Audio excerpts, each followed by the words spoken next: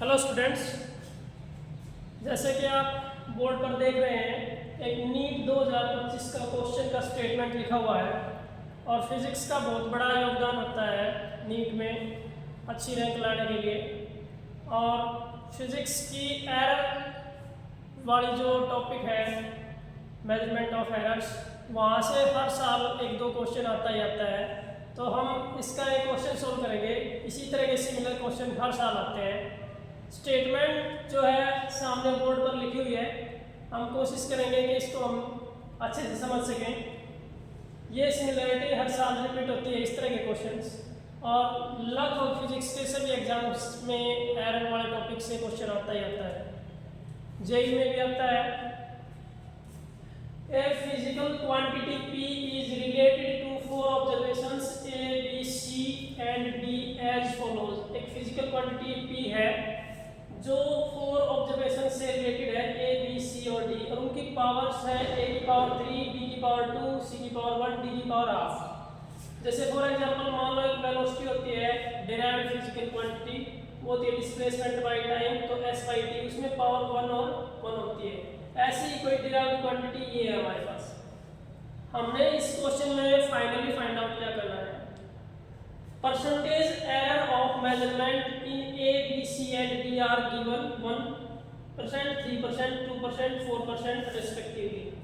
The percentage error in the quantity P is, हमने percentage error निकालनी है P के अंदर जो इन चारों पर डिपेंड कर रही है। तो गिवन क्या क्या है, 1% एरर है A में, 3% एरर है B में, और 2% एरर है C में, और 4% एरर है D में।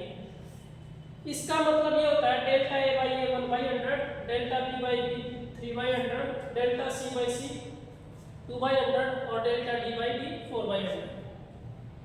और जब आपका इस तरह का क्वेश्चन जो होता है जिसमें कोई फिजिकल क्वांटिटी क्वोशिएंट या प्रोडक्ट की फॉर्म में गिवन होती है, तो उसमें जो फाइनल एरर हम निकालते हैं, जैसे x एक फिजिकल क्वांटिटी मान लिया हमने, तो delta x by x multiply by 100 percentage error in x जो हम निकालेंगे, तो उसका फॉर्मूला ये होता है जनरल m टाइम्स जो पावर ऑफ न्यूमरेटर है उसको परसेंटेज एरर से मल्टीप्लाई, जो पावर ऑफ डिनोमिनेटर है उसको परसेंटेज एरर से मल्टीप्लाई, और दोनों को ऐड करना होता है और ब्रैकेट के बाद आप क्या लेते हैं 100।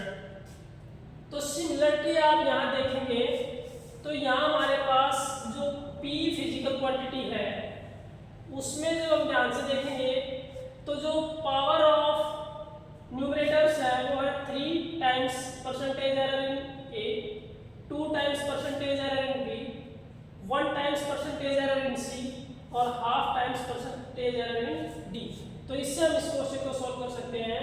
तो 3 इंटू ये जो हमारे पास ये होना है आपका है 1/100 इंटू 100, तो ये कैंसिल हो जाएगा। 2 टाइम्स जो डेल्टा B बाई है वो 3/100 इंटू 100, ये कैंसिल हो जाएगा, और ये 1 टाइम डेल्टा C आपके पास 2/100 इंटू 100, और जो डेल्टा D बाई D है वो आपके पास है 4/100 इंटू 100, ये कैंसिल। तो हमारे पास जो बचेगा वो ये बचेगा 3 प्लस 2 3 जा 6,